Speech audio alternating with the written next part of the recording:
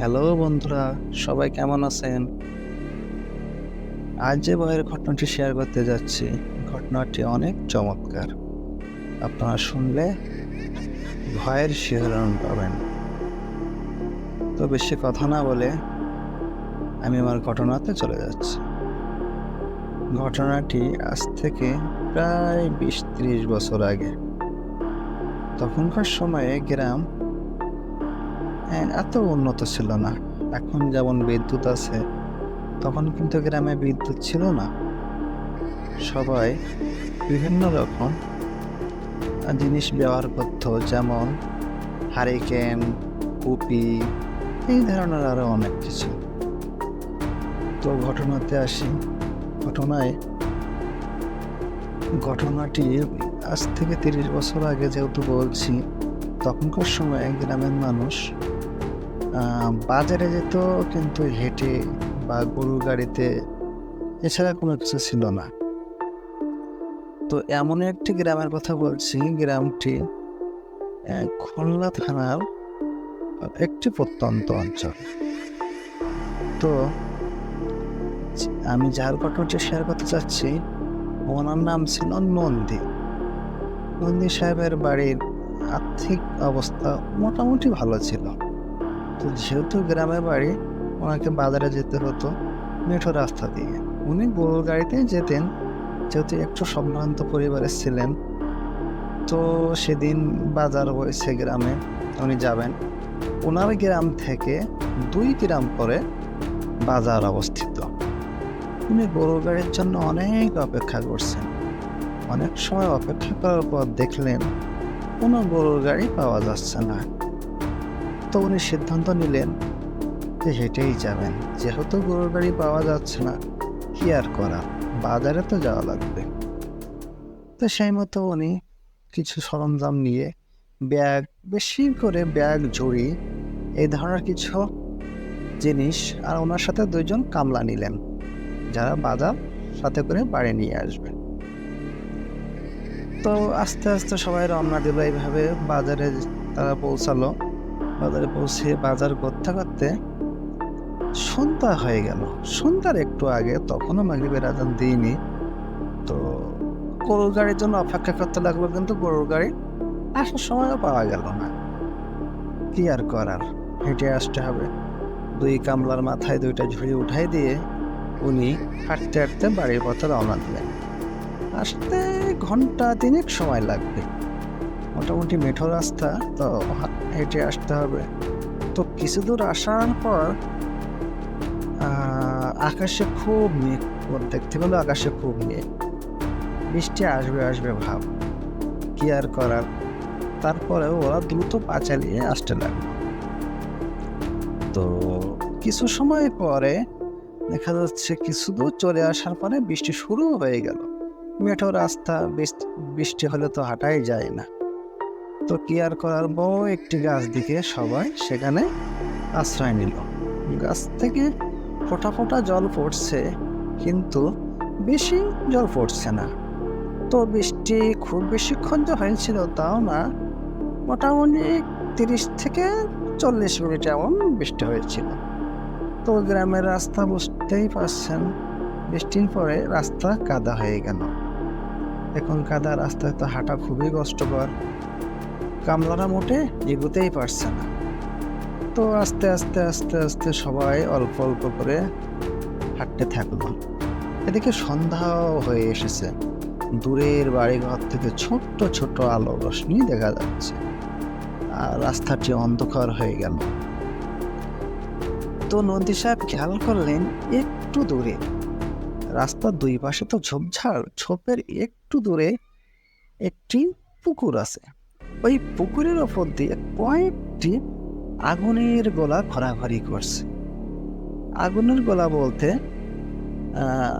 দেখা যাচ্ছে আগুনের গোলাগুলো এমন ফুটবল আকৃতির, তার থেকে বড়ও না আবার ছোটও না, ঠিক আগুনের মতো জল জল করছে। তো একটা না, 5টা থেকে 6টা। তখন নন্দী সাহেব কামলাদের বললেন, এই দাঁড়াও, এখানে থামো, দেখো তো দূরে কি দেখা যায়।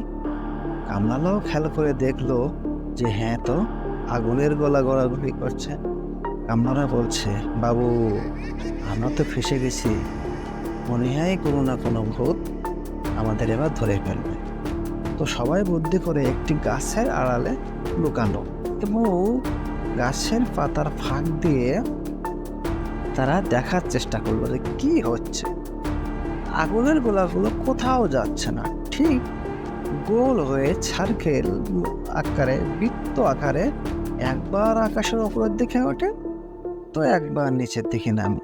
এইভাবে তো সময়ও চলে যাচ্ছে, নন্দী সাহেবও ভয়তে এগোতে পারছে না, কামলা দুইটা তো যাবেও না। তো এইভাবে প্রায় 10 থেকে 15 মিনিট চলার পরে হঠাৎ তারা দেখলো আগুনের গোলাগুলো আকাশে ঠিক বৃত্ত আকারে আকাশের দিকে উঠে গেল। তো নন্দী সাহেব বললেন, যাক বাঁচা গেল, চলো সবাই আমরা এখন রওনা দিয়ে চলেছি। তো ভালো কথা, দুই কামলার মাথায় ঝুড়ি উঠাই দিয়ে নন্দী সাহেব হাঁটতেছেন। নন্দী সাহেব সামনে ছিল আর কামলা দুজন পিছনে ছিল। তো কিছু দূর আসার পথে তখন দুই পাশে ধান ক্ষেত, আর রাস্তা তো আগেই বলছি বৃষ্টি হয়েছে যেহেতু কাদা। নন্দী সাহেব খেয়াল করলেন ধান ক্ষেতের কিছুটা দূরে কি যেন নড়াচড়া করছে। তো নন্দী সাহেব ভাবলেন ধান ক্ষেতের ভিতরে যেহেতু নড়াচড়া করছে, মাছ হতে পারে। তখন সময় ধান খেতে অনেক মাছ হতো, অনেকে অনেকভাবে কুপি দিয়ে বা জাল পেতে যেভাবে হোক মাছ ধরতো।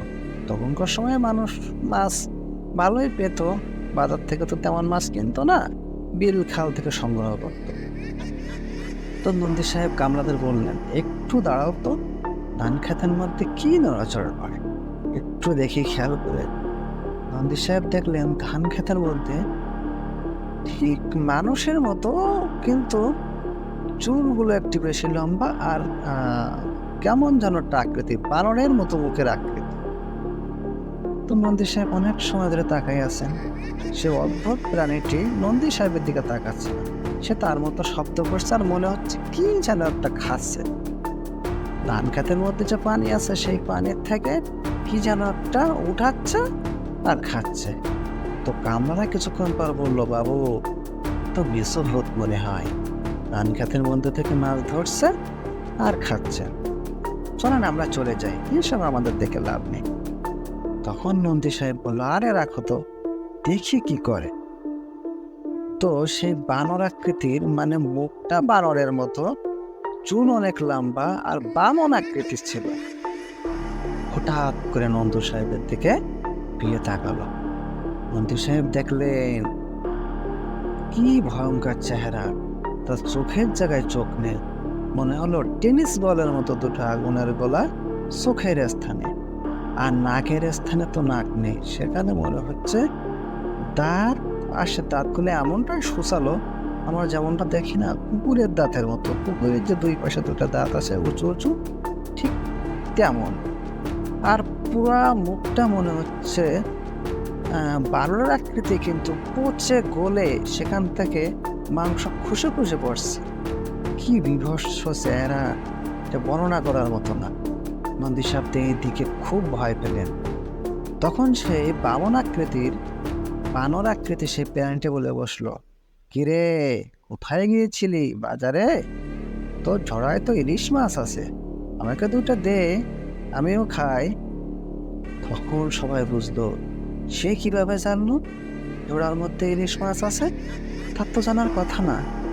নন্দী সাহেব তো খুব ভয় পেয়ে গেলেন, কিন্তু কামলারা যেহেতু সব জায়গায় কাজ করে তাদের অনেক সাহস ছিল, তারা বলল, না তোরে দেব না, তুই চলে যা।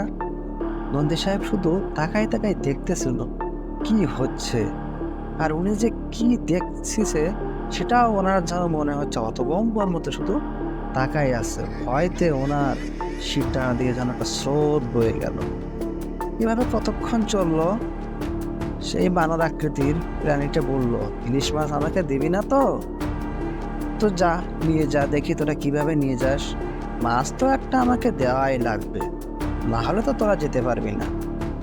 এভাবে কিছুক্ষণ থাকার পরে রাস্তার পথে, যেহেতু মাটির রাস্তা, রাস্তার পাশে কিন্তু মাটির ডেলা থাকে, মানে মাটির যেমন ইটের যেমন ক্ষয় হয় এরকম মাটির ক্ষয়ের মতো আর কি। তো কামলাদের মধ্যে একটা কামলা করলো কি, একটা বড় ডেলা হাতে নিল, নিয়ে ওই প্রাণীটির দিকে ছুঁড়ে মারল। প্রাণীটি চি করে একটা আওয়াজ করে সেখান থেকে চলে গেল। আর যাওয়ার সময় বলে গেল, আমাকে মাছ দিলি না তো, এর ফল তোরা অবশ্যই পাবি। তো এভাবে নন্দী সাহেব এবং তার 2 কামলা আস্তে আস্তে বাসায় চলে আসলো, সব ঠিকঠাক। নন্দী সাহেব খুব ভয় পেয়েছে। উনি প্রায় 3 দিন জ্বরে ভুগেছিল। তারপরে উনি সুস্থ হলো, কিন্তু সুস্থ হওয়ার পরে যে অঘটনটি তা ঘটেই গেল। উনি জানতে পারলেন ওনার একটি কামলা খুবই জ্বরে ভুগে মারা গেছেন। পরে উনি খোঁজখবর নিয়ে দেখলেন এই সেই কামলাটি যে ওই প্রাণীটিকে একটা ডেলা দিয়ে আঘাত করেছিল। দেখেন কি নির্মম কাহিনী, একটা ডেলা দিয়ে আঘাত করার জন্য তার জীবনটাই দিতে হলো।